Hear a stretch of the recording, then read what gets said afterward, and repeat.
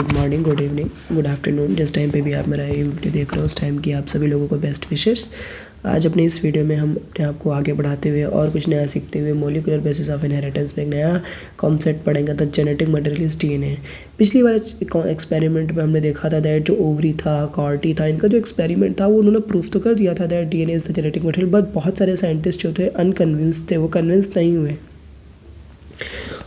वो माने नहीं दैट ऐसा कुछ होता है। तो उन्होंने एक नया एक्सपेरिमेंट परफॉर्म करा दिया, the unequivocal proof that DNA is the genetic material came from the experiment of Alfred Hershey and Martha Chase. Alfred Hershey and Martha Chase, Hershey and Chase ने बताया था, इनका जो एक्सपेरिमेंट हुआ था, इनके एक्सपेरिमेंट के बाद सब लोग मान गए थे कि हाँ भाई डीएनए ही जेनेटिक मटेरियल है। They work with virus that infect bacteria called bacteriophage. उन्होंने वायरसेस के ऊपर वर्क किया, वो भी उन वायरस के ऊपर जो बैक्टीरिया को किल करते हैं, उनको बैक्टीरियोफेज बोलते हैं। इतनी बात आपको पता होनी चाहिए। The bacteriophage attached to bacteria and its genetic material then enters the bacterial cell. The bacterial cell treats the viral genetic material as if it was its own and subsequently manufacture more virus particle. Hershey and Chase worked to discover whether it was protein or DNA from the virus that entered the bacteria.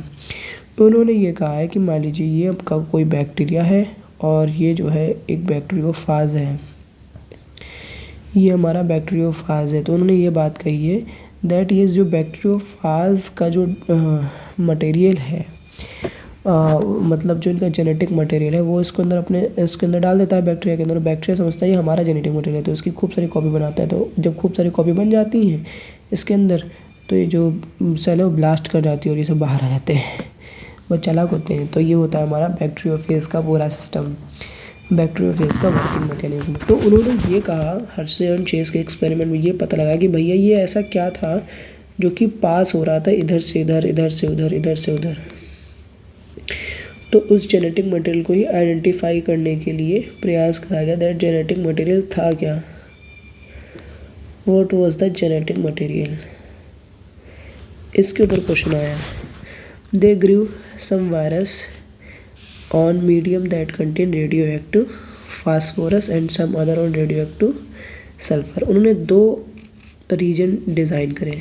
दो reason design करने का मतलब समझिए, दो reason design करे। एक में था रेडियो एक्टिव फास्फोरस, एक में था रेडियो एक्टिव सल्फर। RS मतलब रेडियो एक्टिव सल्फर, RP मतलब रेडियो एक्टिव फास्फोरस। तो उन्होंने देखा कि virus grow in presence of radio active phosphorus contain radio active DNA. जो वायरस रेडियो एक्टिव फास्फोरस वाले रीजन में ग्रो कराए जा रहे थे, उनमें देखा गया कि जो इनका डीएनए है वो रेडियो एक्टिव है, जो इनका डीएनए है वो रेडियो एक्टिव है, but not radio active protein. लेकिन जो इनका प्रोटीन है वो रेडियो एक्टिव नहीं है। ऐसा क्यों? क्योंकि जो हमारा फास्फोरस होता है वो किसके स्ट्रक्चर में प्रेजेंट होता है? डीएनए के स्ट्रक्चर में, ना कि प्रोटीन की।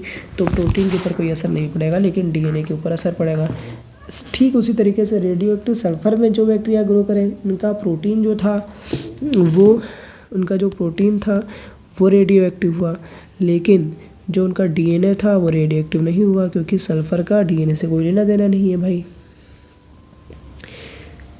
यही बात उन्होंने कही है। आगे इन्होंने देखा radioactive phages for allowed to attach E coli bacteria. तो जो हमारा ये बैक्टीरियोफाज वगैरह ग्रो करे हमने, एक रेडियो एक्टिव फास्फोरस वाले में ग्रो करा, एक रेडियो एक्टिव सल्फर में ग्रो करा। तो इन्होंने हमने कहा कि चलो हम तुमको अटैच करके देखते हैं ई कोलाई बैक्टीरिया से। तो ई कोलाई बैक्टीरिया से अटैच करा गया। The viral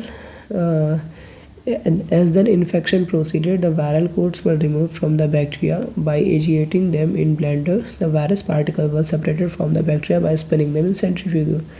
Bacteria which was infected with virus had radioactive DNA, were radioactive, indicating that DNA was the material that passed from the virus to bacteria. इन्होंने ये देखा कि जो बैक्टीरिया ऐसे वायरस से इन्फेक्ट कराए गए जिनका जो डीएनए था वो रेडियो एक्टिव था, वो जो थे वो बैक्टीरिया भी आगे चल करके रेडियो एक्टिव हो गए। लेकिन तो इससे ये बात समझ में आती है दैट कि डीएनए ही है जो कि एक जनरेशन से दूसरी जनरेशन में पास हो रहा है और कैरेक्टर्स को लेकर के पास हो रहा है।